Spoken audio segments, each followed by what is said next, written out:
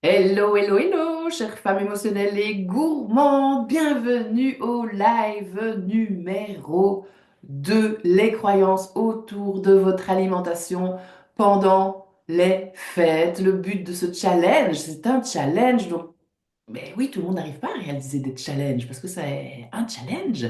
Comme son nom l'indique, c'est de réaliser vraiment tous les jours des actions pour vous aider à mettre vraiment les choses en place. Attendez, mon écran qui est un peu de travers, ça me perturbe. Et ouais, il est toujours, c'est pas grave. Pour arriver à passer des fêtes sereines, parce que, comme je disais hier, il est vain de croire qu'on va atteindre des résultats différents en continuant à mettre en place les mêmes choses. Donc ça, c'est pas vraiment possible. Je vais vous partager mon écran parce que je vous ai préparé, vous l'avez sûrement, votre livret d'action. Ça aussi, c'est un chouette travail que je vous offre. Et je vous ai aussi créé des slides, évidemment, parce que c'est plus sympa, je trouve, en tous les cas. Et je vais essayer de mettre ça directement sur vos écrans pour pouvoir suivre le programme. Je vais quand même revenir au début. Merci Raphaël d'être là. Donc là, le partage d'écran est en pause. Je réessaye. Hop, c'est comme hier. Ça chipote juste un tout petit peu pour le partage. C'est chaque fois pareil. Il me remet le partage en pause. Pou, pou, pou, pou, pou, pou, pou. Mais comme je vous dis toujours, je trouve toujours une solution. Je sais que je ne suis pas quelqu'un de patiente de manière naturelle. C'est quelque chose vraiment que j'ai travaillé et je sais que j'y arrive puisque d'habitude, ça finit toujours par se régler. Mais là, par contre, je ne sais pas pourquoi. Hop, quand je mets en plein écran, ça ne se met pas en place. J'aimerais vraiment, vraiment, vraiment parce que c'est plus facile. Donc, partager, quitter le mode plein écran. Et là, je le remets et là, ça se met en pause et je ne sais pas pourquoi. Normalement, c'est dans ce sens-là que je dois le faire. Hum, ça me fait ça. En pause. Hop, hop.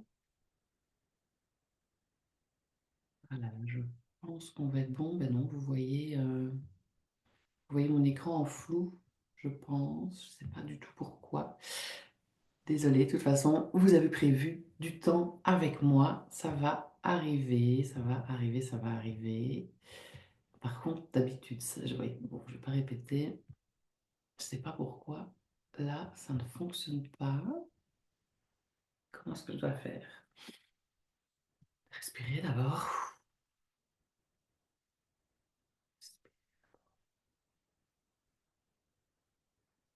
Tout à fait. Je reviens. Alors, pourquoi? Désolée. Je fais ce que je peux, comme je dis.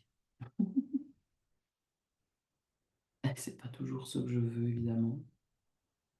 Je ne sais pas pourquoi. Je veux que ça marche. Et c'est quand je mets en mode plein écran que ça se met en pause et je ne sais pas pourquoi. Hier, ça n'a pas fait ça du tout, du tout. Ou vraiment un tout petit moment. C'est très énervant, vraiment. C'est très énervant. Mais c'est ça les émotions. C'est ça les émotions. Qu'est-ce que je fais avec mes émotions? J'arrive pas à mettre en mode plein écran, ce qui est quand même beaucoup plus confortable pour vous et pour moi aussi. Je ne sais pas pourquoi. Je ne sais pas pourquoi. Hier, j'ai fait comme ça. Tout finit par passer, hein. Tout finit par passer. Rien ne dure jamais. Hop, et j'arrête. Pas de refaire la même chose. Donc, comme je viens de dire, si on fait tout le temps la même chose, on n'aura pas de résultats différents. Qu'est-ce que je fais mal pour ne pas que ça se partage correctement? C'est-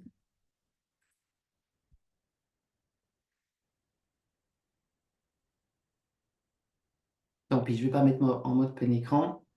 5 jours pour passer des fêtes sereines. Je vous donne des petits tips pour avoir aussi des prises de conscience. Et votre objectif ici, pour vous, c'est vraiment de trouver votre propre recette, trouver ce qui est juste pour vous et apprendre aussi à vous aimer. Qui suis-je pour vous raconter tout ça?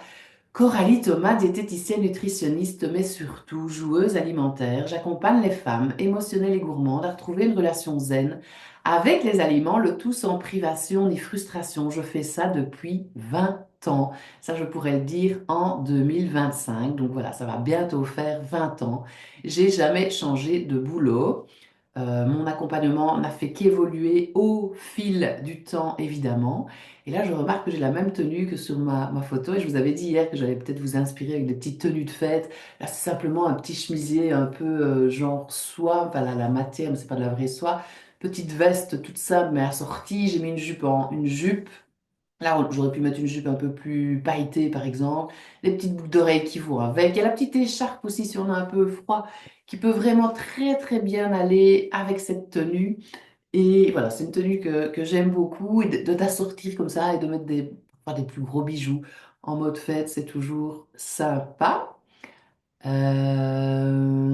Donc mes études, je les ai faites, comme je vous ai dit hier, et là je vais essayer de vous raconter un petit peu d'autres choses au niveau de qui je suis. Donc j'étais dans un champ et j'avais tous les flyers des écoles qui étaient autour de là où j'habitais, chez mes parents, en région utoise. Là maintenant je suis dans la province du Luxembourg. Je reçois au cabinet ici où je suis et je reçois aussi en ligne pour les personnes qui sont plus loin et les résultats sont exactement les mêmes. Et quand je regardais tous ces flyers, à un moment j'ai vu diététique, j'ai eu déjà du mal à lire ce mot, je crois que je l'avais jamais lu.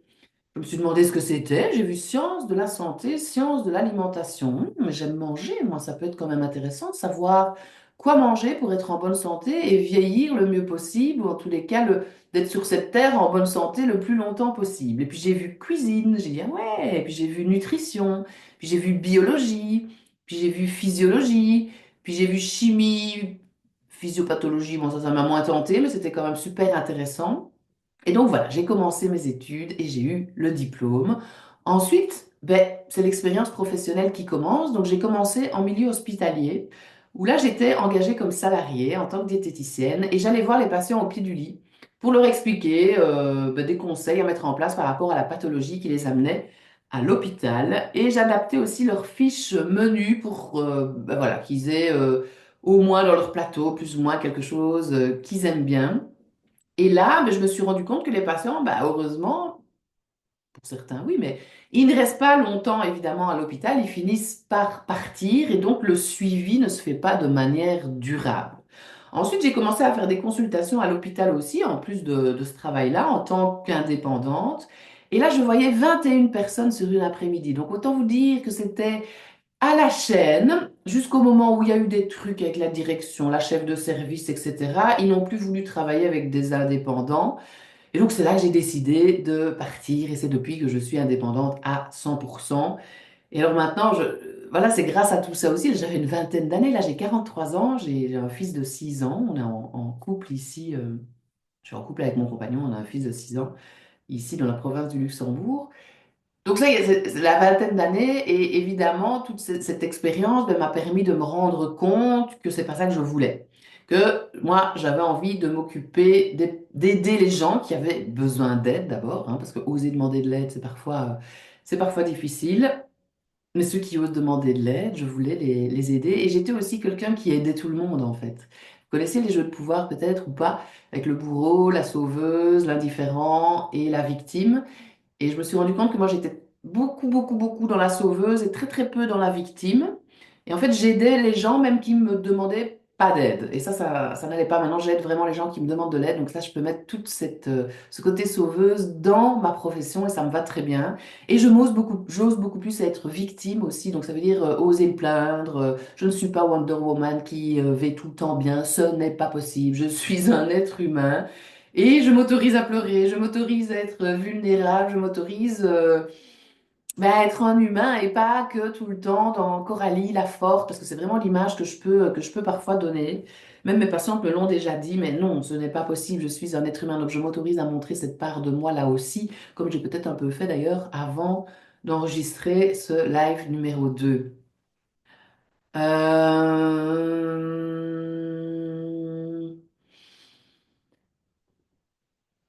Ouais, donc cette expérience professionnelle de 20 ans, mes études, le travail sur moi aussi. Alors le travail sur moi, donc c'est tout ce mélange qui a créé cet accompagnement fine bouffe que je vous propose pour transformer vraiment votre relation à la nourriture. Ça, c'est un de mes talents. Donc un talent, c'est vraiment quelque chose d'inné, mais je pense que c'est un talent, parce que sinon ça ne ferait pas 20 ans que je fais ça. Par contre, une compétence, c'est quelque chose qu'on apprend pour arriver à quelque chose. Par exemple, si j'ai envie de parler anglais, j'ai envie de parler anglais, mais sans apprendre, en fait. Donc, j'ai pas envie de passer du temps à apprendre l'anglais. J'ai pas envie de me former pour arriver à ça, en fait. Donc voilà, je me débrouille quand j'ai besoin de parler anglais, j'y arrive très bien, j'ai pas besoin d'anglais non plus tous les jours.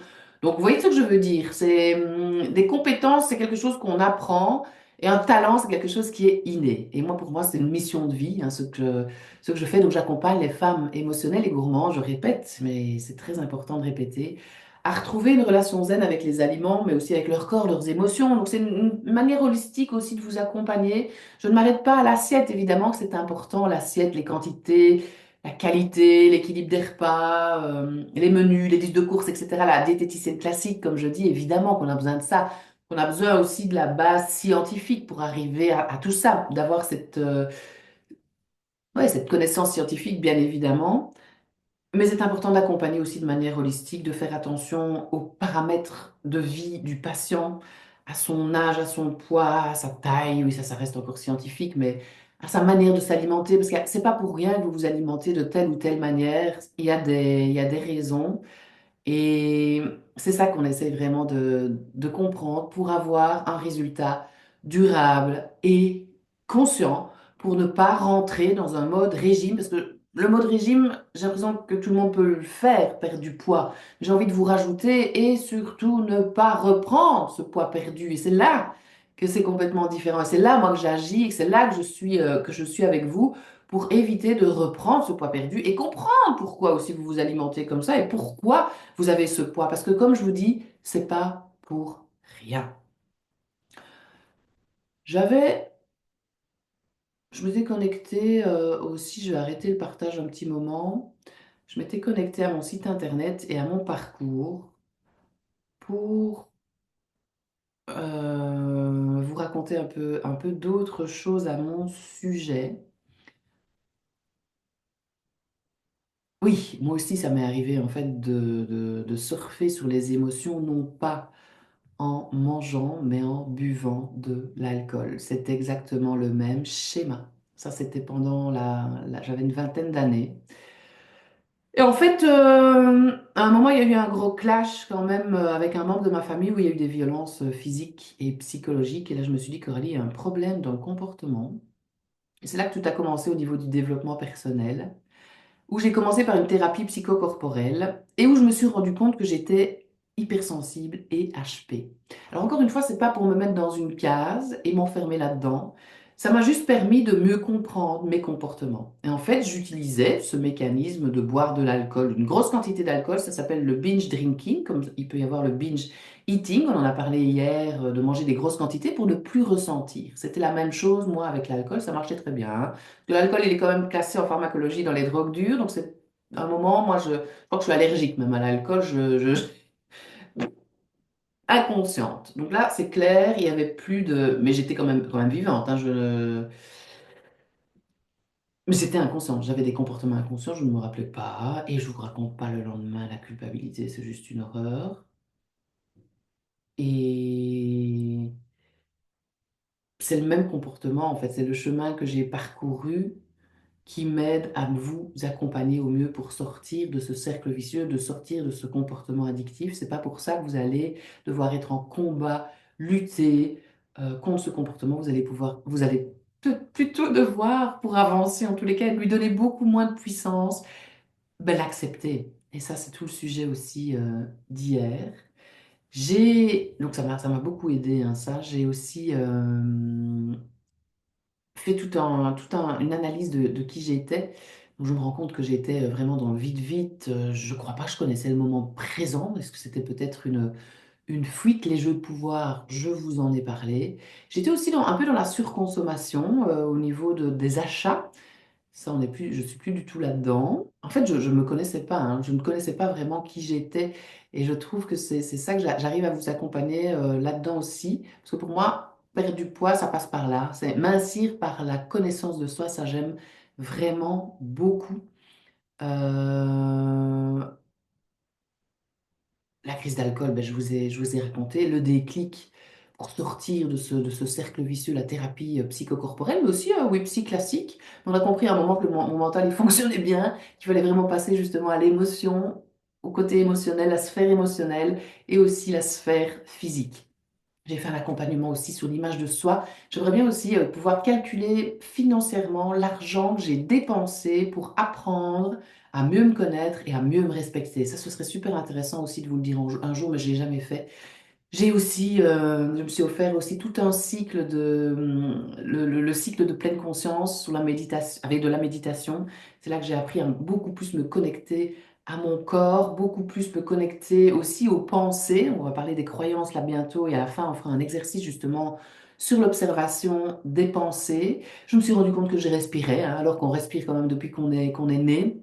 Je me connecte donc beaucoup plus au moment présent, je m'autorise à avoir des faiblesses, comme je vous l'ai dit. Le côté sauveuse, je vous l'ai dit aussi. Je me connecte à cette joie, ce laisser être. Je préfère le mot laisser être que lâcher prise. Je trouve que c'est plus juste. Voilà, j'arrive à ne pas tout le temps remplir le vide, le silence. Ça peut se faire en mangeant ou autrement. Le yoga, la biodanse, les massages, un voyage dans le désert, des week-ends d'art-thérapie, un trek dans l'Himalaya où là aussi je passe à 5000 d'altitude. Je me rends compte que mon corps s'adapte. Oui, ok, très bien. Mais je sens aussi que je dépasse mes limites. 5000 d'altitude, enfin, on n'est pas fait pour aller vivre à 5000 d'altitude. Maintenant, chacun ses délires. Il y en a qui aiment bien de dépasser comme ça leurs limites physiques, mais moi je me suis rendu compte que j'aimais pas trop. Mais voilà, c'est en faisant toutes ces expériences-là en fait qu'on arrive à se connaître. J'ai carrément plus de TV à un moment, ça c'est encore un autre sujet, cette fameuse TV. Je me connecte beaucoup plus à la nature, le haut potentiel, les tests, l'hypersensibilité. Je fumais aussi à un moment, donc là aussi tout un travail là-dessus. Et puis plus j'ai appris à me connaître, bah, j'ai arrêté de fumer naturellement en fait. Carnet de gratitude, ça aussi, ça fait énormément de bien. J'ai continué mon chemin, j'ai goûté à la grossesse, j'ai réussi à accoucher naturellement dans une maison de naissance. Pour moi, on est faite pour accoucher naturellement. On n'a pas tout le temps besoin de la médecine classique qui peut certes nous aider, mais il ne faut pas non plus tout le temps que aller dans ce domaine-là. Mais on en a évidemment besoin, mais il y a vraiment d'autres manières de guérir, d'autres manières de vivre. Il n'y a pas que ce modèle. Maintenant, pour accoucher naturellement dans une maison de naissance, il faut vraiment que la grossesse se passe parfaitement, évidemment. Donc voilà, moi je suis là pour vous guider avec toute mon authenticité, mon respect, ma bienveillance, tout mon amour pour vous accompagner à trouver vraiment votre propre recette et arriver là même à vous, à vous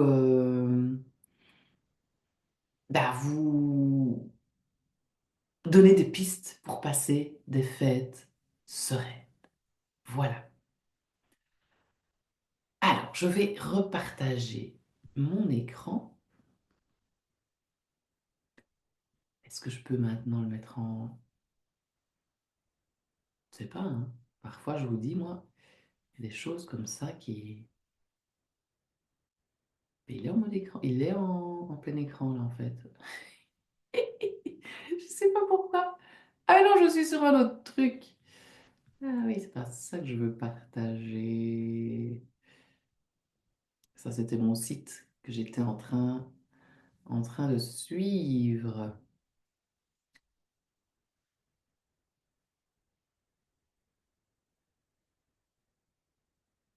Et voilà ma présentation.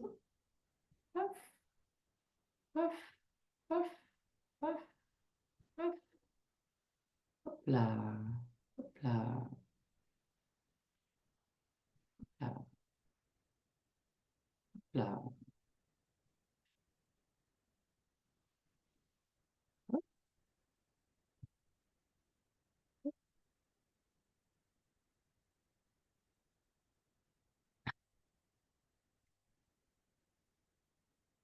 Désolé pour ce petit temps technique. On respire dans ces temps-là.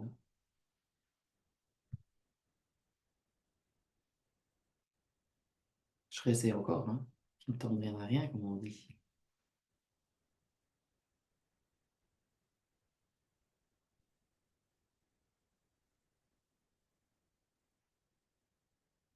Non, directement que je mets en plein écran, ça ne va pas. Hier, on a repéré ce qui vous empêche de manger avec joie et plaisir. Aujourd'hui, les croyances autour de l'alimentation. Demain, quelques outils pratiques pour retrouver une relation zen avec les aliments. Jeudi, le menu pour passer d'un comportement culpabilisant à un comportement simple et léger. Et le dernier jour, il y aura une petite cerise sur le gâteau avec la pyramide alimentaire. J'ai mis des petits tickets pour vous rappeler qu'il y aura des cadeaux à remporter. Et un petit ticket, c'est un morceau de papier avec votre nom et prénom. Et plus vous avez de tickets, ben dans mon petit pot où je vais mettre tous les tickets, plus vous aurez de chances d'être tiré au sort. Pour avoir des tickets, vous devez vous inscrire. Il y a plus de 80 inscriptions. Il faut que j'imprime et que je vous fasse mes petits tickets.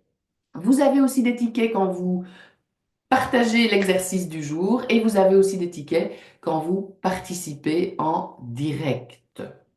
Voilà pourquoi j'ai mis ces tickets. Alors, hier, c'était les souffrances. Aujourd'hui, ce sont les croyances. Qu'est-ce que c'est une croyance d'abord? Hop, qu'est-ce que c'est une croyance? Dites-moi un petit peu en commentaire, même si vous êtes en replay. Donc en replay, n'hésitez pas évidemment à partager vos exercices, même si vous êtes en replay, même si vous êtes en décalé. Il n'y a pas de problème pour faire ça. Ah oui, je voulais vous lire aussi les partages par rapport aux exercices de la dernière fois, parce que j'ai pas encore eu de retour par rapport à le challenge du jour. Donc Valérie, en tous les cas, nous disait que son objectif, c'était manger quand elle en ressent le besoin et plus par habitude, parce qu'il est l'heure. Elle voulait aussi perdre du poids pour une meilleure santé et elle voulait lâcher prise aussi au niveau nourriture. Ça, c'était ses objectifs. Aurélie, elle avait dit objectif 1, manger sainement, et elle avait partagé ses motivations, la communion de la filleule. C'est vrai que de sa filleule, c'est vrai que parfois un événement peut motiver à se reprendre en main. Elle voulait arriver à faire sa liste de courses et le menu de la semaine et à prendre du moment pour elle. Catherine, son objectif dans 6 mois était d'avoir, elle voulait perdre voilà, quelques kilos ou au moins amorcer la perte de poids. Ses motivations, c'était le mariage de son fils. Donc, vous voyez, ça aussi, les événements peuvent motiver. Maintenant, attention quand même, parce que, ben oui, ben, il se passera quoi après l'événement? Donc, ça, faut pas oublier non plus. Il faut que ça tienne dans le temps, c'est ça que je veux vous dire, c'est vraiment super important. Parce que perdre du poids et reprendre le poids perdu, c'est pas bon du tout pour votre corps et au niveau de la santé, en fait. Elle voulait aussi retrouver la santé, le plaisir de vivre normalement, chacun sa norme, hein, n'oubliez pas.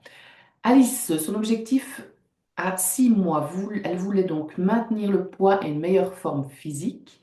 Ses motivations, c'était entrer dans un pantalon, une taille en dessous. Ça aussi, c'est vrai qu'un vêtement, parfois vous avez envie de remettre un vêtement. Là aussi, c'est de l'avoir peut-être à vue pour que ça vous donne une motivation et d'arriver, de mettre toutes les actions qu'il faut en pratique, des micro-actions tous les jours, pour arriver un jour à remettre ce vêtement. Elle voulait aussi retrouver la forme physique.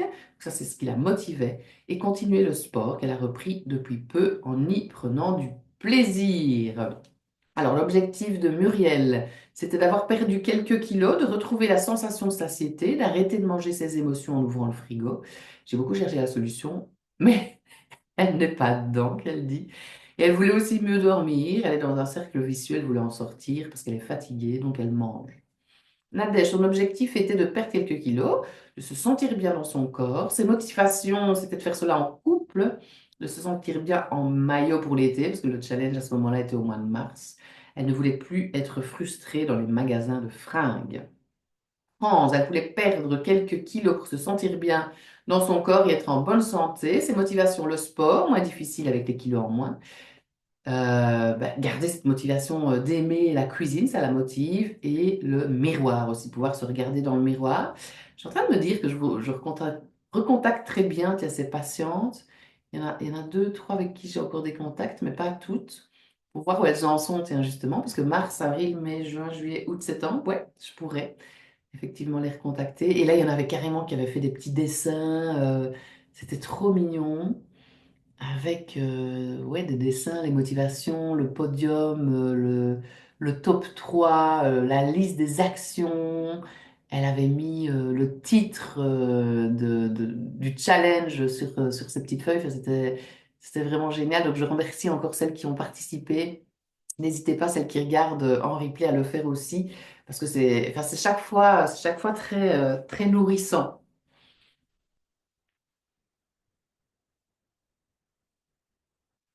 Je reviens, on rentre dans le vif du sujet après une demi-heure. C'est tout à fait normal, hein. J'ai besoin de pouvoir vous expliquer qui je suis avant de discuter.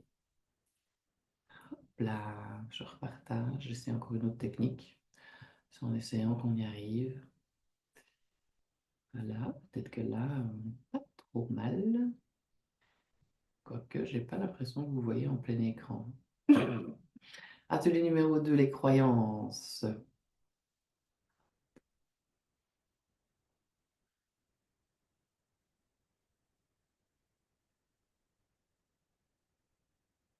Dans votre livret d'action, qu'est-ce qu'une croyance? Donc aujourd'hui, on va voir le processus en 3 étapes pour transformer les croyances qui vous freinent et on va voir aussi les 9 erreurs qui font que les régimes ne tiennent pas dans le temps et on terminera par un petit exercice qu'on va faire ensemble pour vous nourrir aussi autrement qu'en mangeant.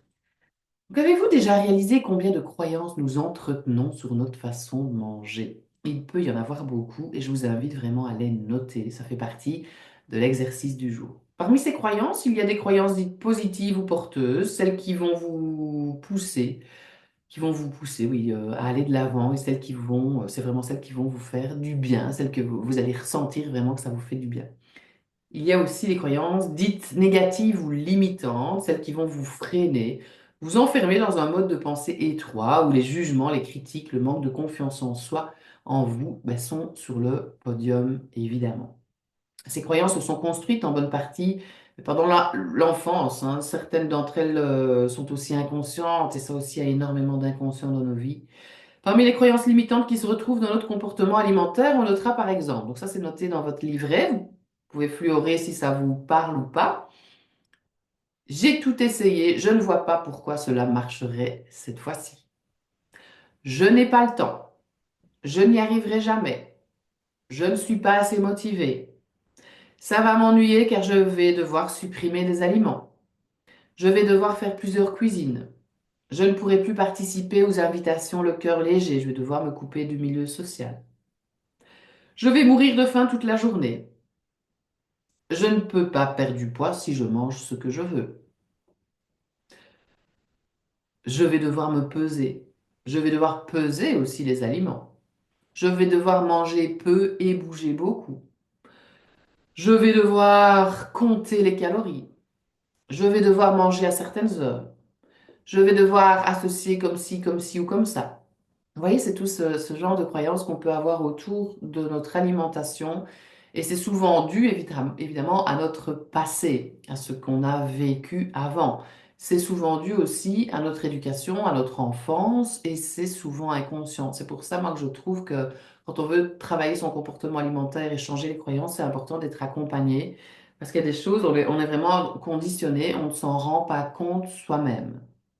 J'espère même pendant ces ateliers offerts que vous allez déjà avoir des prises de conscience. Donc, dans le travail de transformation du comportement alimentaire, il est donc très important d'aller détecter ces croyances, de garder les positives et de remplacer les négatives par les positives sans vouloir les supprimer. Ça est très subtil et j'ai envie de rajouter, parce que ça, depuis que j'ai fait une petite formation en neurosciences, en fait, toutes nos croyances sont porteuses. Il y en a juste qui nous freinent, mais elles sont quand même porteuses parce qu'en fait, on a besoin de croyances pour trouver du sens dans nos vies. Donc ça, c'est important aussi que je vous le dise. Si vous avez les croyances que vous avez là maintenant, ben, c'est qu'elles vous apportent quelque chose. Généralement, dans la situation dans laquelle on est là maintenant, c'est parce qu'il y a des avantages dans cette situation, même parfois quand on ne s'en rend pas compte. Je prends souvent l'exemple extrême de la femme battue qui reste là où elle est, parce que même si c'est très difficile ce qu'elle vit, elle reste dans sa zone de confort, parce que comme son nom l'indique, ben, c'est une zone de confort. Vous imaginez si elle sort de cette zone de confort, toutes les choses, toutes les peurs qui peuvent se réveiller. Maintenant, voilà, par rapport à notre cas, par exemple, parce que tout le monde aime sa zone de confort, plus vous allez oser sortir de votre zone de confort, plus vous allez vous rendre compte ben, que c'est pas si difficile que ça. Ça va? Donc, c'est un entraînement aussi. Et c'est pour ça que même si la croyance vous met des bâtons dans les roues, ben, elle vous donne quand même du sens. C'est pas pour rien qu'elle est là et elle vous sert à quelque chose. Maintenant, c'est important quand même de les analyser parce que parfois on croit ça, c'est une croyance, donc on y croit à fond. Ça fait tellement longtemps qu'on entretient cette croyance en plus que ça crée des schémas neuronaux robustes. Donc pour les défaire, cela, ben, ça prend quand même vraiment beaucoup de temps. Ça peut aller jusqu'à 600 jours, rien que pour changer une petite croyance, tellement elle a été entretenue pendant très très très longtemps. Donc voilà, c'est important de les détecter et d'essayer de tout doucement les modifier pour qu'elles vous portent et ne plus vous mettre des bâtons dans les roues en fait. Et ça, c'est un livre qui s'appelle Êtes-vous votre pire ennemi? Là aussi, allez voir sur la chaîne YouTube où je fais plein de lives sur le développement personnel lié à l'assiette. C'est sur la couverture, ben, c'est une femme qui est sur sa barque, elle hache sa barque elle-même en fait. Donc finalement, ben, elle va couler. Puis elle apprend à se connaître, elle travaille sur elle, etc. Et finalement, ben, elle décide de ne plus utiliser la hache, mais de mettre des fleurs. Donc elle a juste remplacé un truc par un autre. Ça peut être parfois super simple. C'est pas toujours simple de le faire seul. Ça, c'est sûr. Alors, ça, je verrai après, et ça aussi, et je vais boire un petit coup d'eau. N'hésitez pas à interagir si vous êtes là en direct ou en replay.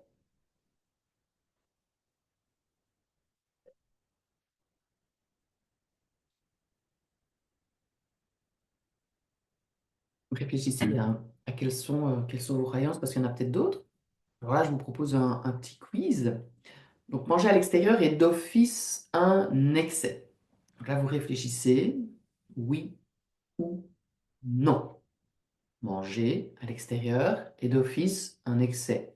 Oui, je crois que manger à l'extérieur est d'office un excès. C'est une croyance que vous avez. Non, manger à l'extérieur n'est pas d'office un excès. Donc, ce n'est pas une croyance que vous avez. La croyance que vous avez, oui, manger à l'extérieur est d'office un excès. Essayez de ressentir à l'intérieur de vous, quand vous vous dites ça, est-ce que c'est quelque chose où vous sentez à l'intérieur de vous de la joie ou c'est quelque chose plutôt qui vous plombe? Si c'est quelque chose qui vous apporte de la joie, ben vous gardez cette croyance, évidemment. Si c'est quelque chose qui vous plombe, ben là, vous essayez de transformer cette croyance. C'est ça un peu le processus en trois étapes, mais je vais vous mettre après les trois étapes, une à côté de l'autre, pour vraiment le voir. Ça va? Donc, c'est ça le principe. Et moi, ben, généralement, depuis 20 ans, avec mes patientes, j'ai rencontré plus de 3000 personnes. Ben, elles ont souvent cette croyance-là qui peuvent vraiment les limiter. Donc manger à l'extérieur n'est absolument pas d'office un excès. Et là, on va prendre l'exemple des fêtes. C'est pas parce que vous êtes à l'extérieur que d'office ça doit être un excès. Maintenant, n'oubliez pas que les excès font partie de la vie. Donc moi, par exemple, dans mes plans alimentaires, je prescris des excès. Donc moi, dans mon cas, le jour du réveillon de Noël, ben, ce sera un excès. Oui. Et il y a plein de choses à mettre en place pour gérer les excès. Il y a beaucoup d'actions à mettre en place le jour même, enfin beaucoup d'actions, quelques actions. Maintenant, encore une fois, si ça reste dans la tête, qu'on ne fait que le dire et qu'on ne le fait pas pour de vrai, il ne va pas se passer grand-chose, évidemment. Donc, le but est de mettre en pratique tout ça. Mais parfois, il faut que ce soit le bon moment aussi. Parfois, c'est pas le bon moment de mettre en pratique ou de changer ses habitudes. Donc, voilà, pendant les fêtes, vous pouvez choisir quel jour sera l'excès. Et s'il y a d'autres excès, ben là, à ce moment-là, essayez peut-être de regarder ce qu'il y a à manger. Essayez peut-être de vous connecter à autre chose que la bouffe et les boissons, parce qu'il n'y a pas que ça. Essayez aussi d'aller faire des petites pauses parfois aux toilettes pour vous réancrer dans qui vous êtes, pour arriver à écouter votre corps. On va parler des différentes fins demain ou après-demain. Vous pouvez aussi vous concentrer sur les conversations que vous avez avec les gens. Vous pouvez aussi aller jouer avec les enfants. Je trouve que ça aussi, s'il y a des enfants, ça aide. Vous pouvez aussi aller dans une autre pièce. Vous pouvez aussi initier une petite marche à l'extérieur, qu'il fasse noir ou pas, peu importe, d'aller prendre l'air. Et c'est pas parce que vous êtes à l'extérieur ou que vous êtes dans que ça doit être spécialement un excès. Bon, le réveillon, oui, d'office, il y aura un apéro, je le sais, il y aura peut-être pas d'entrée, il y aura un plat. Je crois pas qu'il y aura du fromage, parce que dans ma famille, on...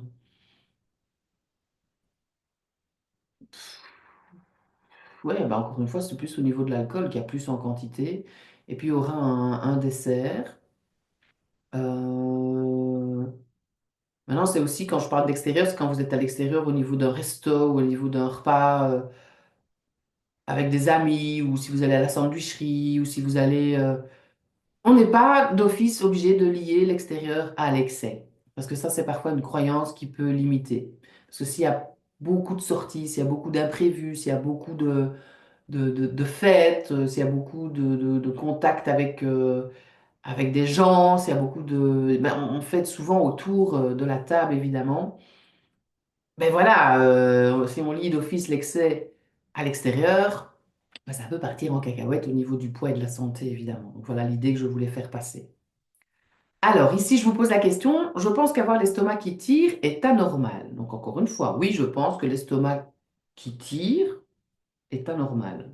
Non, je pense qu'avoir l'estomac qui tire est normal.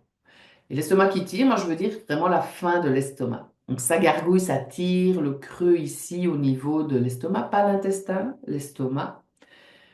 Donc là c'est vraiment le corps qui demande à manger. Alors je remarque, moi, que des patientes parfois, elles ont peur de cette sensation de faim.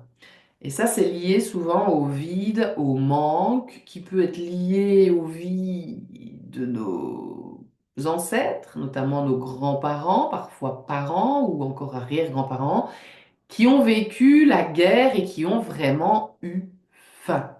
Et donc après, ben, nous on est nés et on nous a dit finis ton assiette, mange ce qui reste dans le plat, etc., etc.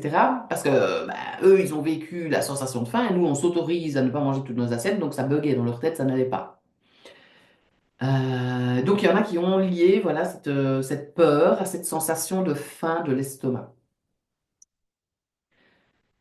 Donc moi, je remarque que c'est souvent une croyance qui limite que de se dire que d'avoir l'estomac qui tire est anormal.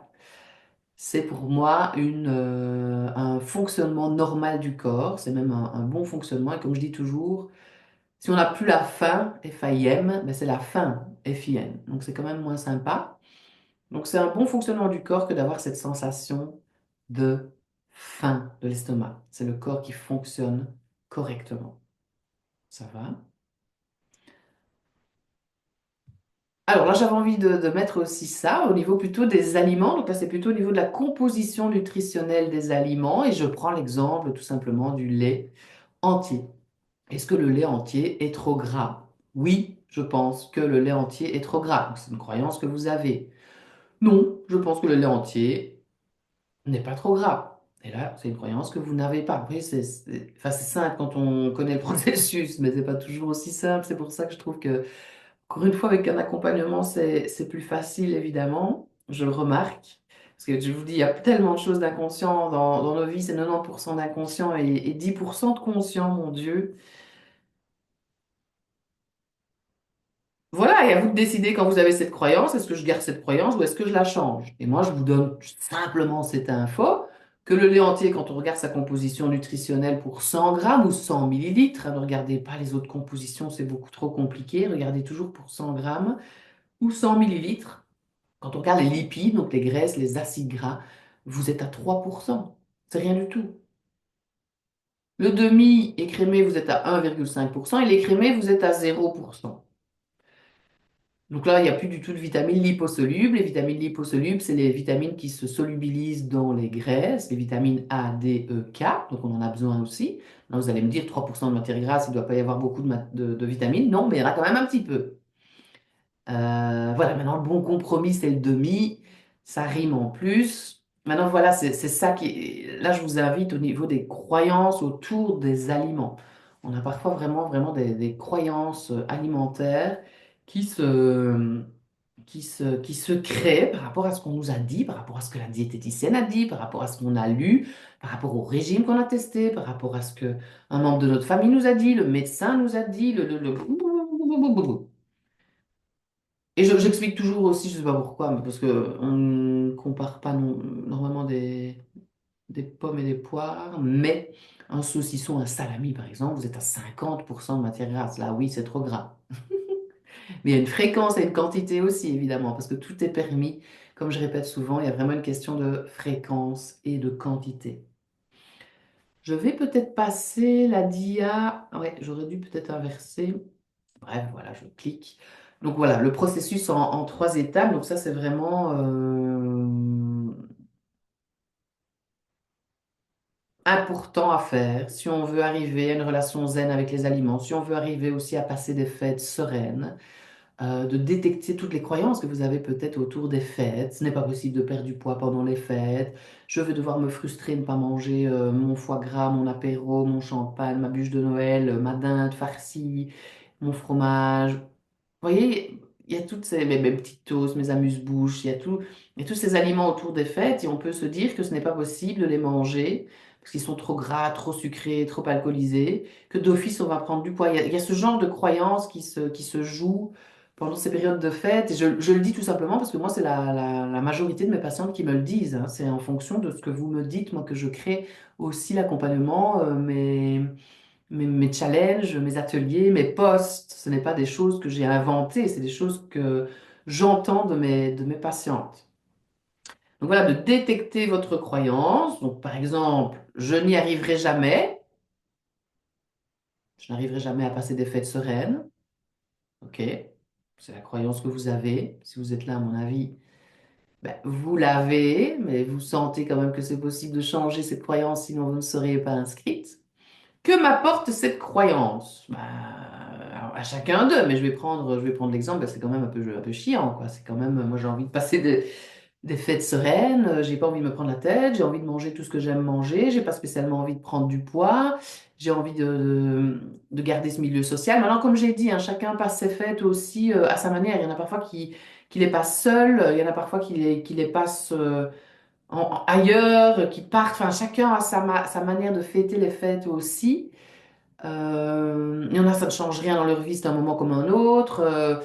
Peu importe, il y a quand même ces aliments qui sont là, il y a quand même ce passage des fêtes dans notre société. Mais voilà, il y en a qui y adhèrent, il y en a qui y adhèrent moins.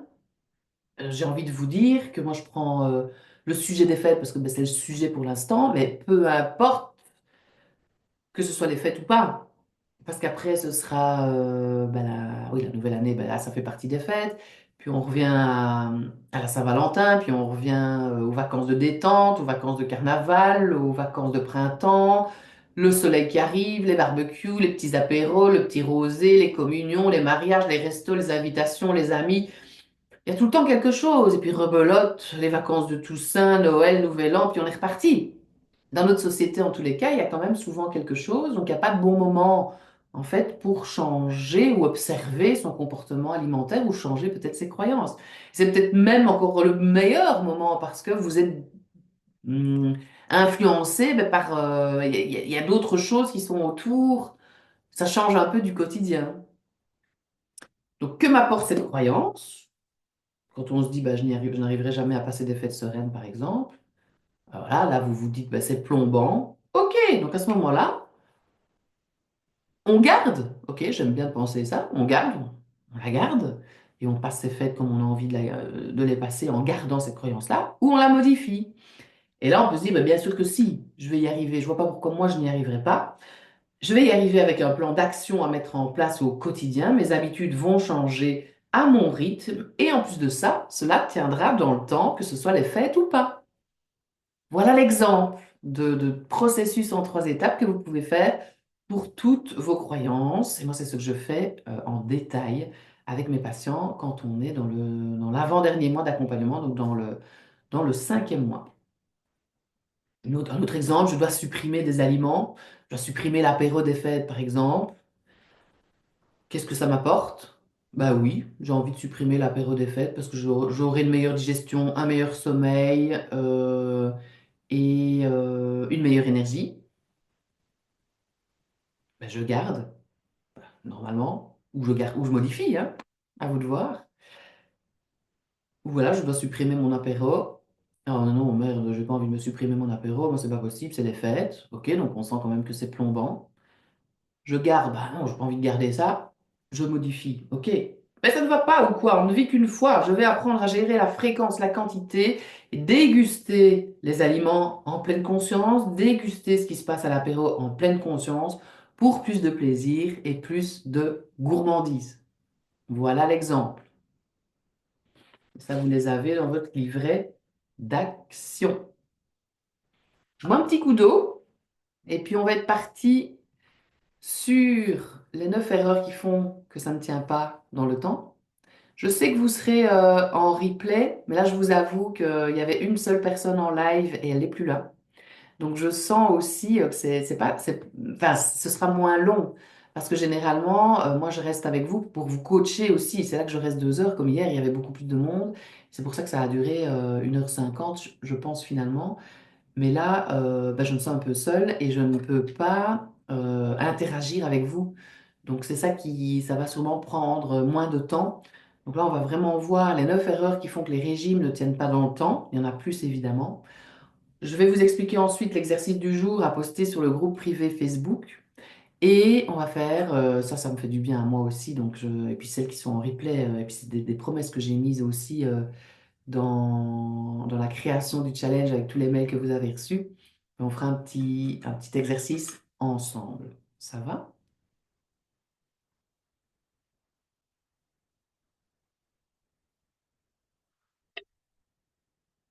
Oui.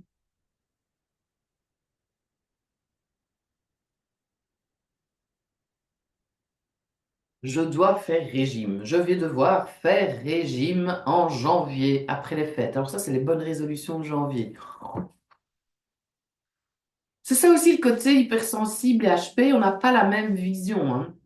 Je pense que les personnes hypersensibles, c'est 30% de la population. Si je me rappelle bien les chiffres, parce que je vous dis, moi, les chiffres comme les calories, les dates, etc., je ne retiens pas toujours. Dans les 30% d'hypersensibles, je crois qu'il y a 10% d'HP. Enfin, vous voyez, c'est pas beaucoup. C'est pas beaucoup. Donc, c'est pour ça qu'on peut se sentir très différent aussi ou en décalage, en fait, avec ce qui se passe autour de nous. Et ça, il y a pas mal de patientes aussi qui l'ont capté en travaillant avec moi, qui ne le savaient pas, en fait. Donc, ça aussi, elles ont appris à en faire une force. Et c'est vrai que c'est souvent lié, c'est ce fait de manger les émotions en mangeant, ou de peut-être manger trop, ou d'être dans l'hyperphagie, ou les pulsions, les grignotages, les compulsions. C'est souvent lié à l'hypersensibilité.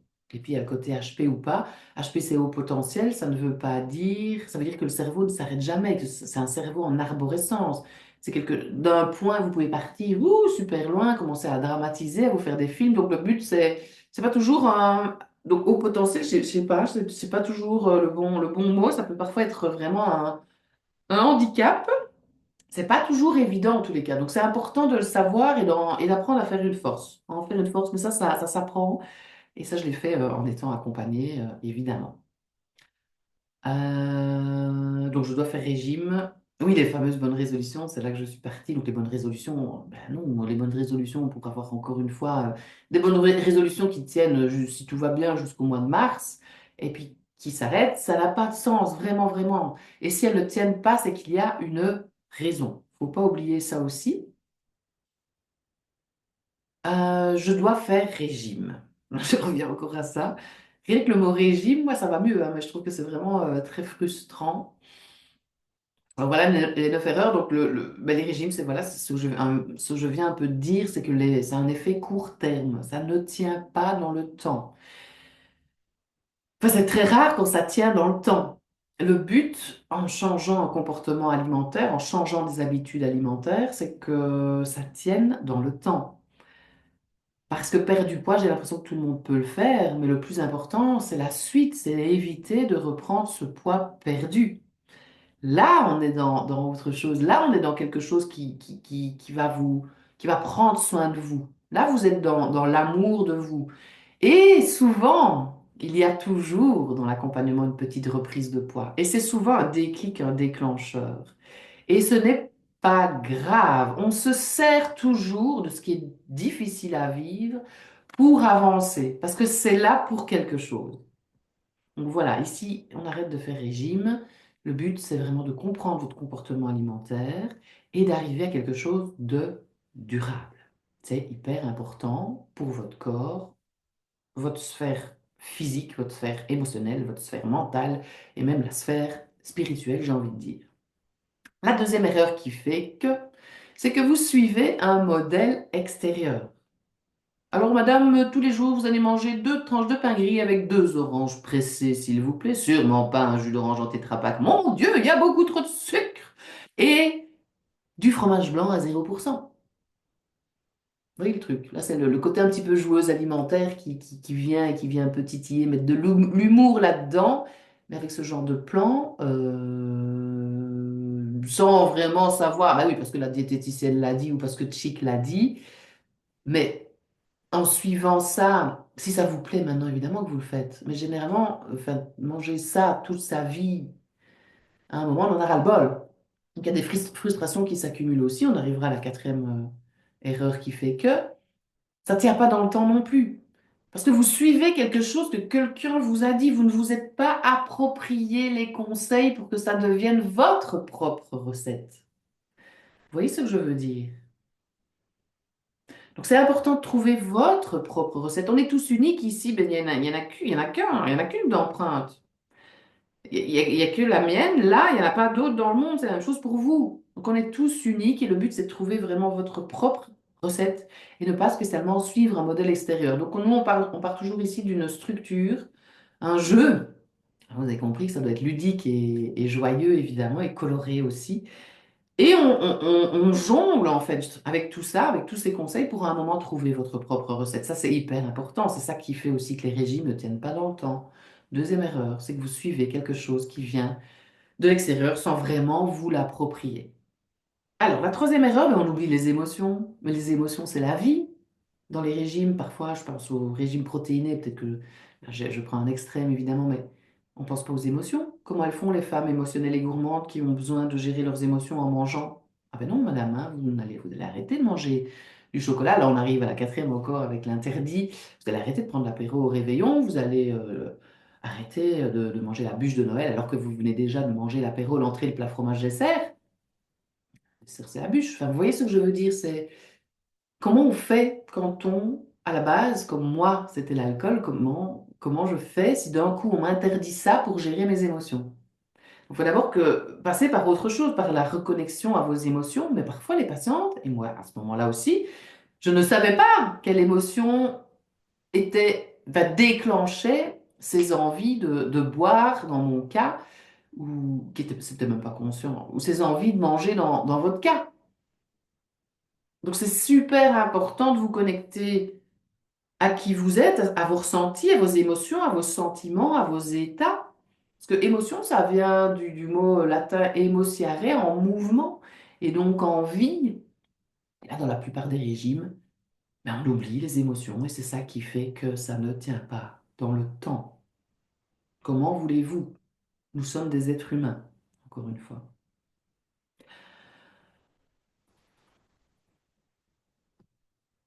Alors, quatrième erreur qui fait que les régimes ne tiennent pas dans le temps, ben, c'est qu'à un moment, il y a des frustrations parce qu'on s'interdit des aliments. Donc, on s'interdit des aliments qui nous permettent de gérer des émotions. On s'interdit des aliments qu'on aime parce qu'on se dit qu'ils sont trop caloriques. Donc, tout ça à un moment, et il y en a qui tiennent, comme elle dit, je tiens le coup.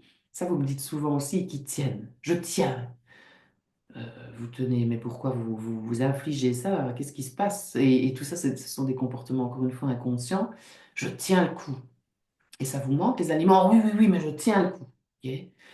Non, c'est pas quelque chose qui va vous permettre que ça tienne dans le temps. Donc, on essaye vraiment, ça c'est ma promesse, c'est quelque chose qui se passe. Vous pouvez aller voir aussi sur le site coralithomas.com tous les témoignages, vidéos et écrits. Donc, le but est d'arriver à une relation zen avec les aliments, pendant les fêtes ou pas, sans frustration ni privation et sans interdit. Plus vous allez vous interdire les aliments, plus vous allez en avoir envie. Ça va? Et généralement, quand on est en mode régime, ben là aussi, on ressent des frustrations et on s'interdit aussi des aliments. Je pense aussi au régime du je ne sais plus lequel, la chrononutrition. Ah non, à partir de 16 heures, on arrête de manger du sucre. Mais évidemment qu'à partir de 16 heures, on a envie de manger du sucre, puisqu'on nous dit qu'à partir de 16 heures, on ne peut pas manger du sucre. Ça dépend des gens, évidemment, mais c'est quand même souvent comme ça. Ça, c'est encore le schéma classique du fonctionnement du cerveau. Alors, la cinquième erreur qui fait que les régimes ne tiennent pas longtemps, mais c'est qu'il y a plein de croyances qui nous influencent. Là, on vient d'en parler, mais ça fait partie aussi du résultat durable, du résultat à long terme. Si on ne va pas creuser dans les croyances, donc ce qui vous donne du sens pour l'instant, il y aura des croyances qui vont vous mettre des bâtons dans les roues. Donc, parce qu'on est influencé par nos croyances et c'est tout à fait normal. C'est que les croyances nous donnent du sens. Je ne vais pas répéter tout. C'était au début de ce live. La sixième erreur qui fait que les régimes ne tiennent pas dans le temps, c'est qu'on oublie de manger lentement. Ça aussi, on ne vous explique pas le comment manger. Parfois, j'ai l'impression que le comment manger, la façon dont vous mangez l'aliment, est encore plus importante que l'aliment en lui-même. Tu vois pourquoi j'ai tout le temps le foie gras qui me revient en tête avec les aliments des fêtes, mais il y en a d'autres, hein, la dinde, les petites pommes aux érelles, les fritures, qu'est-ce qu'on a encore? Les feuilletés, les bûches, Ouais, j'ai tout le temps le même genre d'aliment qui me revient en tête, c'est marrant. Les chocolats, les pralines. Donc, peu importe l'aliment, c'est la manière dont vous le mangez. Les patientes qui mangent plus d'excès, plus d'extra, comme je les appelle dans le plan alimentaire, en conscience, en se rendant compte qu'elles mangent, donc en prenant le temps, en dégustant, en développant les cinq sens en mangeant, ne prennent pas spécialement du poids.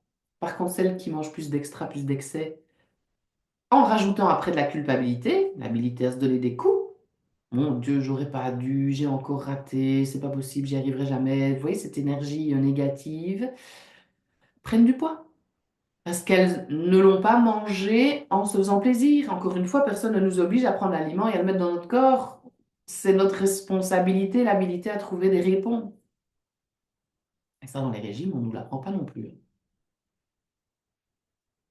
Comme je dis toujours, moi, je suis diététicienne, mais aussi psychologue, sophrologue, énergéticienne. C'est un petit package de tout. Je vous dis, je vous accompagne de manière holistique. Si on s'arrête qu'à un truc, c'est difficile d'avoir un résultat durable. Alors, dans les régimes, ben, là, c'était une erreur qui fait que ben, on délaisse le plaisir de la table. Et là, je pense encore au shake protéiné. Je pense au régime dissocié. Quoique, hein, je vous dis, parfois, il y en a qui partent dans ce genre de truc et je leur propose de tester. Parce que parfois, ça convient évidemment à certaines personnes. Il y a des personnes, on n'est pas toutes faites pour manger de la même manière. Donc ça aussi, c'est ça que je vous dis, de trouver votre propre recette. Mais en tous les cas, mon Dieu, quoi qu'il arrive, peu importe votre recette, gardez ce plaisir de la table. C'est tellement bon de manger, gardez ce plaisir de la table. Et en mode régime, généralement, ben, c'est la feuille de salade sans sauce, c'est la patate à l'eau et c'est le steak grillé. Mais non, non, non, non, non, on n'est pas là-dedans. Ça ne va pas tenir dans le temps si vous faites ça. C'est trop triste. C'est trop triste. Et là, c'est mes deux livres de recettes qui... Je vais bientôt vous expliquer aussi. Si vous voulez déjà vous l'offrir pour les fêtes, je peux vous l'envoyer. Il sera sous le sapin. C'est peut-être quand même le dernier jour, quoique on est mardi. Vous pouvez encore les avoir jusque vendredi, tout à fait. Et d'ailleurs, si vous prenez les deux, vous avez les frais de port qui sont offerts. Mais voilà, ce sont des repas chauds pour vous faire plaisir. C'est hyper important de garder ce plaisir de la table. On n'est plus Le temps des régimes est révolu. Ça ne... Je crois pas qu'il y aura d'autres régimes inventés plus tard. Je crois que c'est fini. On n'est plus là-dedans. On n'est plus là-dedans, on est dans une nouvelle ère. Huitième erreur, coupure avec le milieu social. On en a déjà parlé un petit peu. Donc, si vous vous coupez du milieu social, surtout si vous avez une vie sociale active, ben là non plus, hein, ça va pas tenir dans le temps et ça va être triste. Donc, c'est important d'abord de l'apprendre par soi-même, la manière de s'alimenter, comment manger, pourquoi manger, j'ai envie même de dire, avec soi, se reconnecter à soi, se connaître, savoir pourquoi, ça aide beaucoup. Et puis après, le transposer dans le milieu social. C'est là que c'est quand même le plus difficile, évidemment, parce qu'on est parfois déconnecté, il y a tellement de paramètres qui sont là et qui... Voilà. Mais le but n'est absolument pas de ne plus aller au resto, de ne plus aller aux communions, aux mariages, aux anniversaires, aux réveillons de Noël, aux... Voilà, aux repas plus excessifs. On ne se coupe pas du milieu social. C'est très important aussi. Nous sommes des êtres de lien. Vous imaginez le délire de rester enfermé chez vous parce que vous avez envie de perdre du poids ou de changer votre comportement alimentaire? Non, on n'est pas là. Et même dans le plan alimentaire que je propose, pour le respecter parfaitement, je crois que c'est même pas possible. Ou alors il faut, comme je viens de dire, rester enfermé chez soi, qu'on nous apporte exactement ce qu'on a besoin et pas plus, pas moins. Enfin, et là, il y a un côté rigide, il y a un côté un peu d'orthorexie, comme on a parlé hier. Et la neuvième erreur qui fait que les régimes ne tiennent pas dans le temps, c'est qu'on oublie les différentes fins. Ça aussi, hein, on n'en parle pas dans les différents régimes, pas très peu. Évidemment, il y a sûrement d'autres techniques. J'ai pas été étudier non plus tout ce qui existait. Je devrais, hein, mais bon, bref. La fin des yeux, la fin du nez, la fin de la bouche, la fin du cœur, la fin des cellules, la fin de l'estomac, la fin de l'esprit, la fin de l'oreille, même parfois. Bref, il y a plein de fins. Il n'y a pas que la fin de l'estomac. C'est important de les connaître en théorie, ces fins-là, et de les ressentir surtout dans votre corps pour, encore une fois, sortir du mode régime et arriver à changer votre comportement alimentaire de manière durable. Très, très, très important. Je vois toute la différence quand les patientes ont mis ce module-là lors de l'accompagnement en place. C'est hyper important. Et là aussi, il y a beaucoup de régimes qui ne parlent absolument pas de ça. Voilà, chères femmes émotionnelles et gourmandes, les 9 erreurs qui font que les régimes ne tiennent pas dans le temps. Il y en a sûrement plus, mais voilà, je ne vais pas épiloguer. Je trouve que le mot régime, c'est trop frustrant en tous les cas. On se coupe du milieu social, on s'interdit les aliments qu'on aime manger. Et voilà, on dirait qu'on perd une joie comme ça de manger, alors que c'est ça qui va vous aider, c'est de vous connecter justement à ce que vous mangez, à développer vos cinq sens et à prendre du plaisir en mangeant. Plus vous allez être en lutte, en combat ou dans certaines croyances, plus ça va être difficile. Et revoilà des gens, tiens.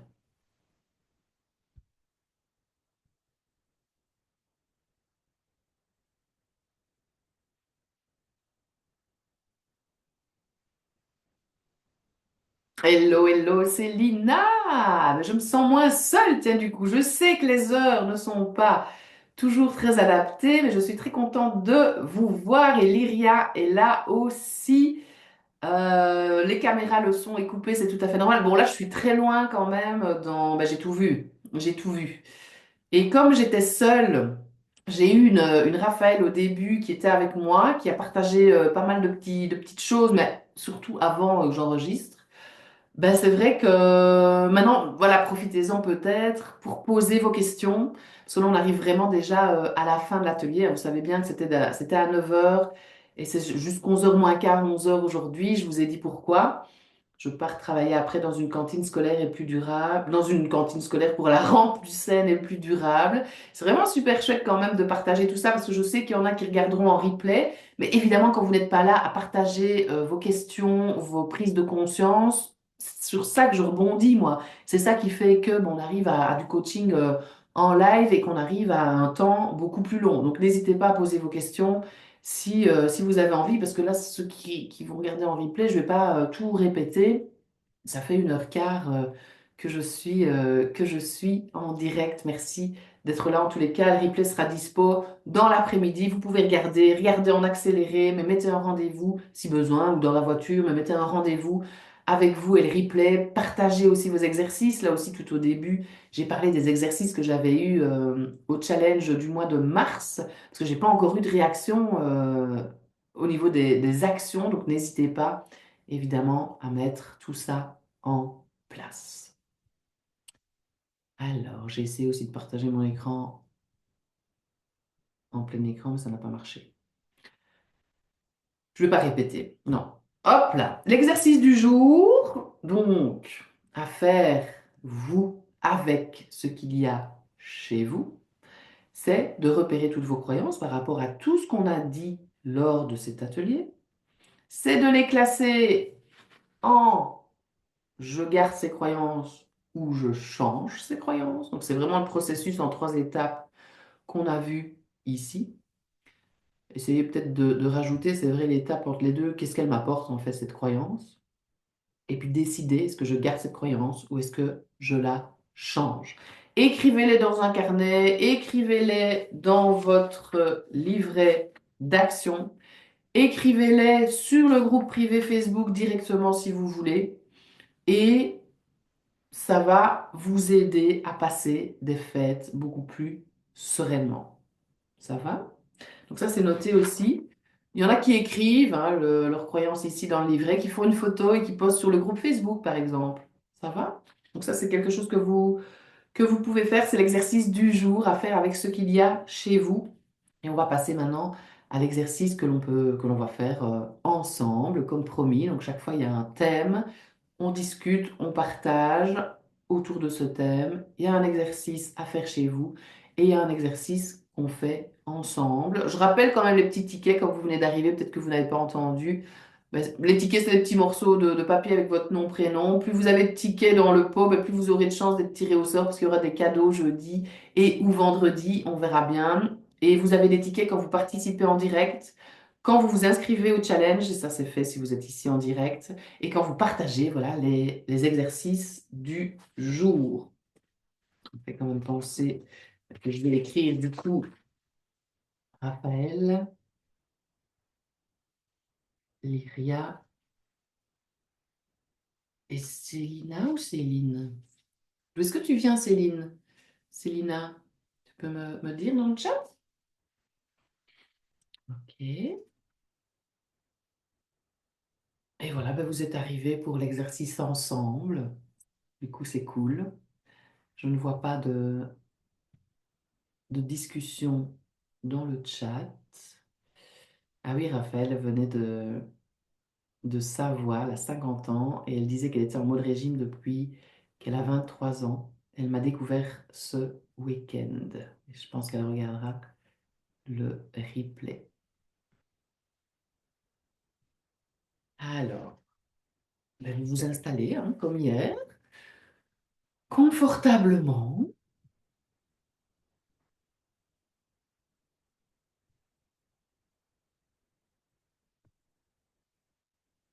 et je vous invite à fermer tout doucement les yeux.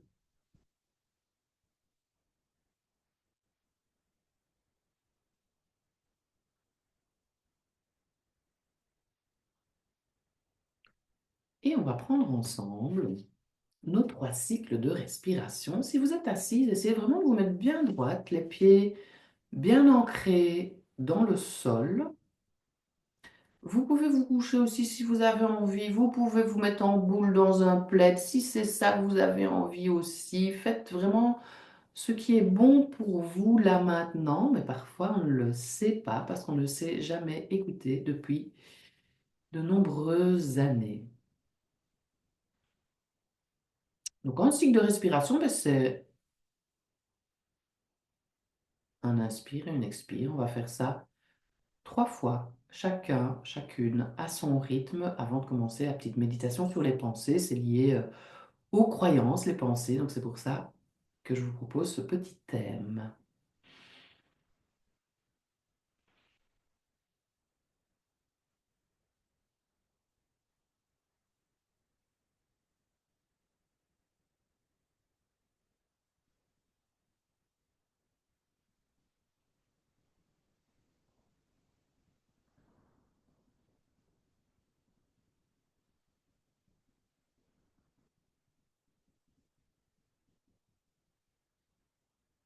Voilà, vous êtes ici et maintenant. Il n'y a rien d'autre. Le passé est le passé, le futur n'est pas encore là.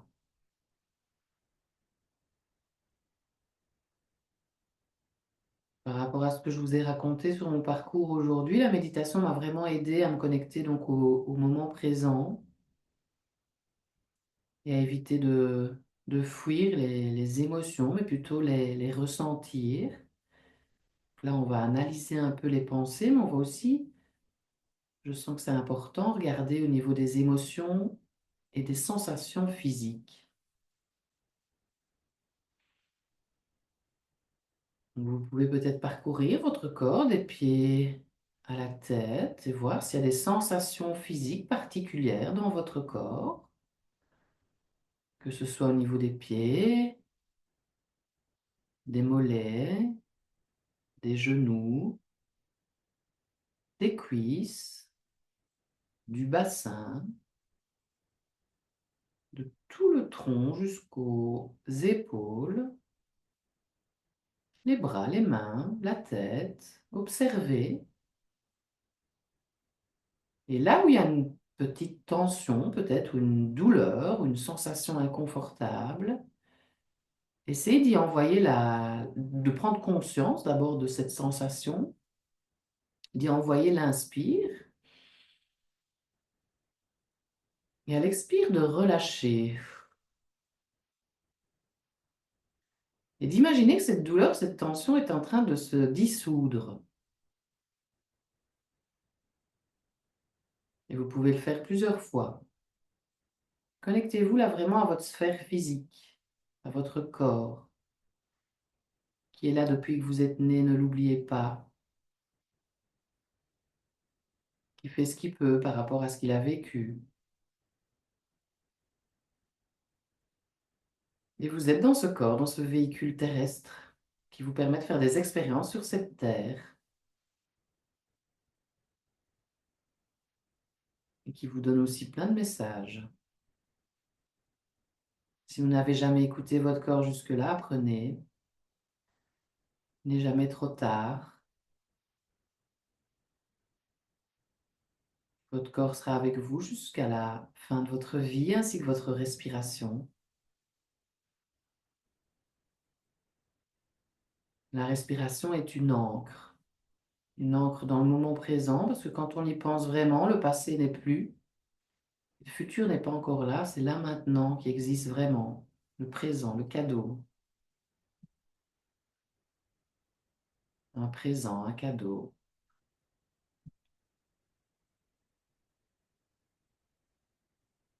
Ce n'est pas là que en période de fête, mais tout le temps.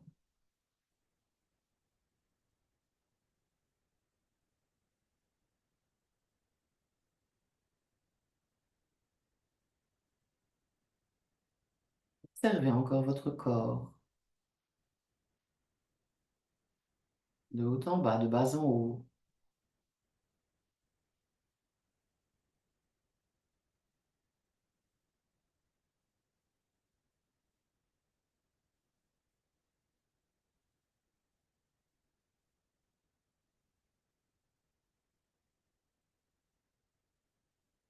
Essayez de rester connecté à ce corps et de vous connecter aussi aux émotions qui sont là,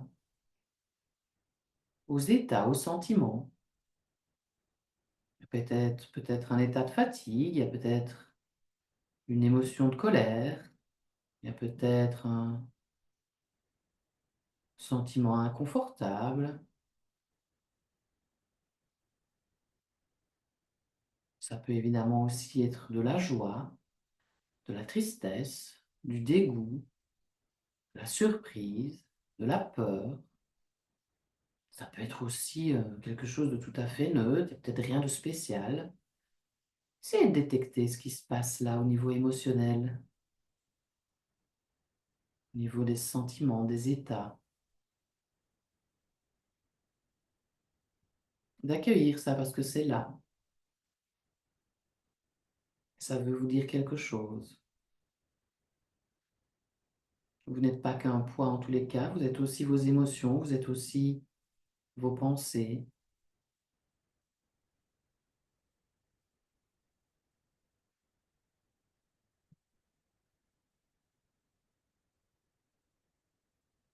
Voilà, au niveau des sensations physiques, je commence à avoir la sensation de faim. On en a parlé pendant l'atelier.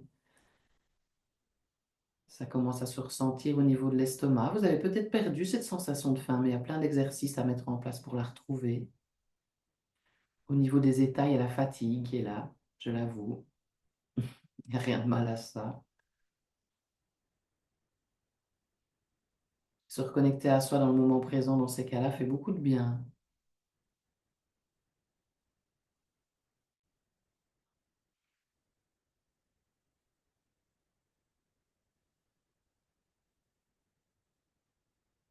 Qu'est-ce qui se passe maintenant au niveau des pensées?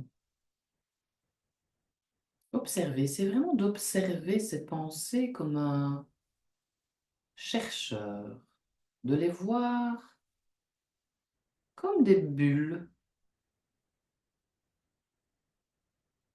dans un chaudron, puis qui éclatent à la surface. Pouf! Et laissez partir cette pensée. Essayez d'éviter de vous accrocher à ces pensées,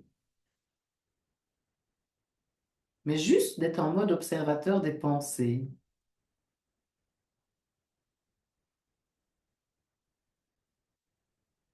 Là, j'ai la pensée, par exemple, j'entends ma machine à essorer, ma machine qui est en mode essorage. Je ne sais pas si vous entendez. Et je me dis, hein, ça fait du bruit, machin, truc. Mais... Donc ça, c'est le genre de pensée qui pourrait arriver. C'est détecter cette pensée. Qu'est-ce que je fais avec cette pensée? Un peu comme avec les croyances, en fait. Est-ce que je l'entretiens ou est-ce que je décide de la laisser passer? Et là, que je dis ça, ben, le mot essorage, il est fini.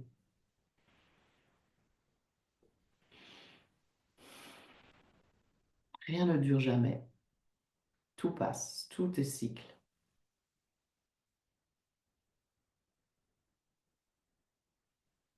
Les pensées, vous pouvez aussi les imaginer comme un petit nuage qui passe. Et hop, vous le laissez passer. Puis c'est un autre petit nuage qui arrive. Oup, on le suit, on le laisse passer. On ne l'entretient pas, on ne s'accroche pas au nuage. Et on revient à son encre, la respiration,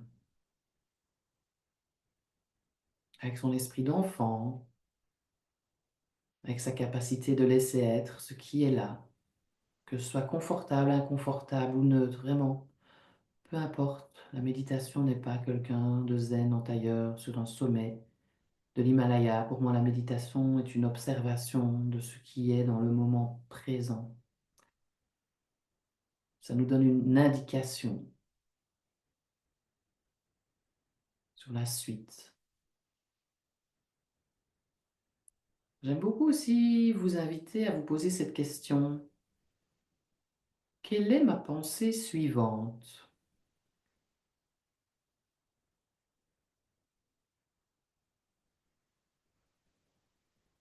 Quelle est ma pensée suivante?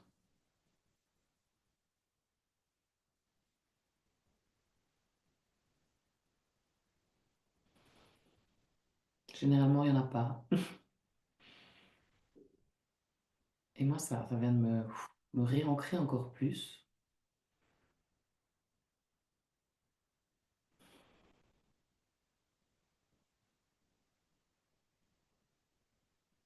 Et ça peut être très difficile ce que vous êtes en train de vivre là maintenant.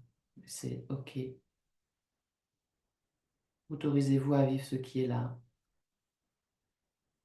C'est là. Ça s'apprend.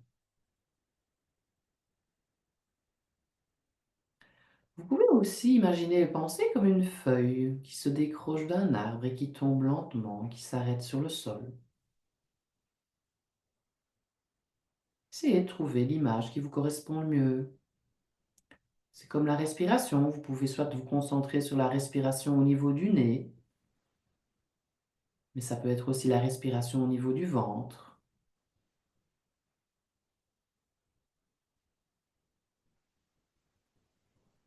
On gonfle le ventre à l'inspire, le diaphragme monte et à l'expire. Le ventre se dégonfle.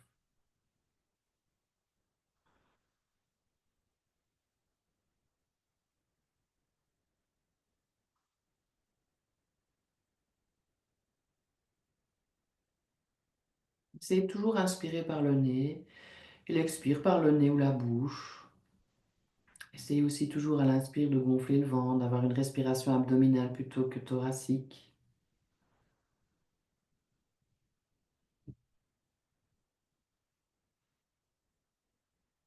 Encore une fois, chacun a sa propre recette au niveau de la méditation. C'est quelque chose que vous pouvez mettre en place aussi avant les fêtes pour vous reconnecter à votre vérité, à vos valeurs.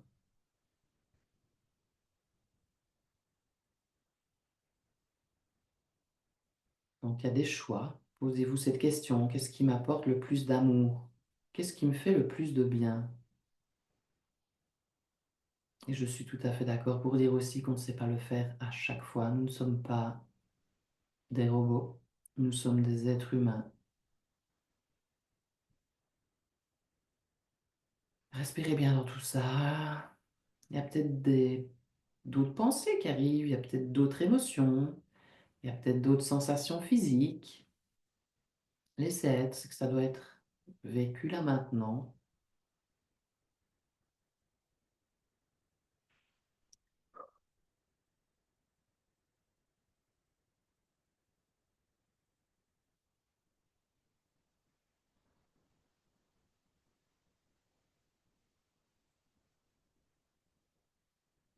Apprenons à nous aimer, à apporter à notre corps ce dont il a besoin le plus souvent possible pour vieillir en bonne santé, être en forme, avec de l'énergie le plus longtemps possible. Si telle est votre envie, tel est votre objectif, telles sont vos croyances, évidemment. Appropriez-vous tout ce que vous entendez, tout ce que vous testez. On est tous différents, toutes différentes. Et parfaites dans notre imperfection.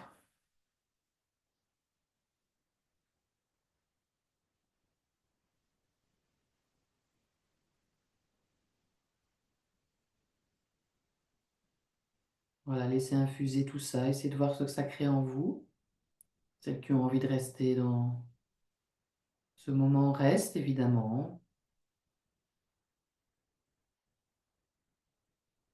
On va y rester encore ensemble 2 minutes.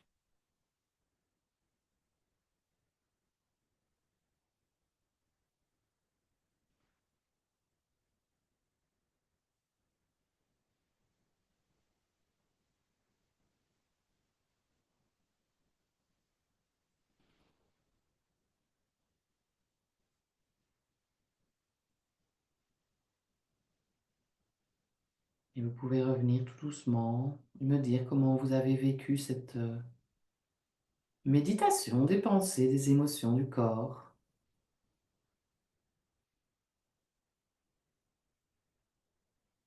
dans le chat ou en commentaire pour celles qui regardent en replay.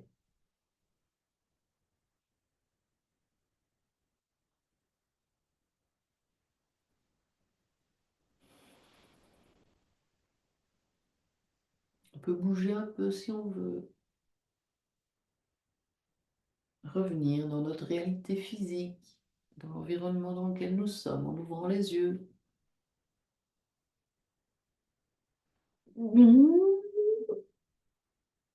On s'étire si on a besoin. En fait, j'ai fait un rendez-vous en acupuncture hier, première fois de ma vie. Donc ça m'a empêché de bien dormir comme d'habitude. Ce qui est tout à fait normal, ça va réveiller l'inconscient, ça fait recirculer des énergies qui étaient bloquées. On a parlé de frustration, de colère. Donc, je le sens fort quand même.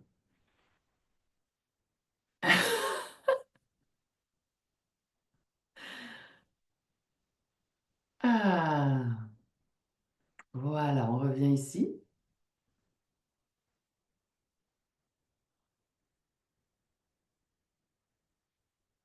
Et je vais vous donner rendez-vous demain pour la suite de l'aventure. J'ai regardé vos commentaires. Très apaisé. Trop cool qu'elle nous dit Lyria. C'est vrai que je me suis sentie comme ça aussi, j'étais inspirée, je ne sais pas d'où ça vient les phrases. Vous voyez comme parfois il y a des gens qui disent, qui sont des phrases, qui ne savent pas d'où ça vient. Ben, ça vient de quelque part, hein, ça vient de quelque part. Et puis je l'ai dit, et j'aimais beaucoup, j'ai bien profité de ce que j'ai dit aussi, c'est bizarre. Bref, en retard mais contente. Vite le replay ce soir. Oui, excellent, merci Lyria. Et effectivement, regardez en replay et laissez-moi vos partages, vos commentaires. J'espère que Célina est toujours... Oui, Célina est là, mais je j'ai pas de message. Maintenant, je sais que c'est pas toujours évident non plus d'oser écrire, mais c'est aussi ça, oser être soi, c'est s'exprimer, peu importe, peu importe. On fait vraiment ce qu'on peut. Et je vous dis, de toute façon, quand vous êtes ancré dans qui vous êtes, peu importe, puisque vous êtes quand même... Maintenant, c'est pas pour ça que vous ne devez pas vous remettre en question, hein, comme moi aussi. Mais on ne sait pas faire autrement, puisque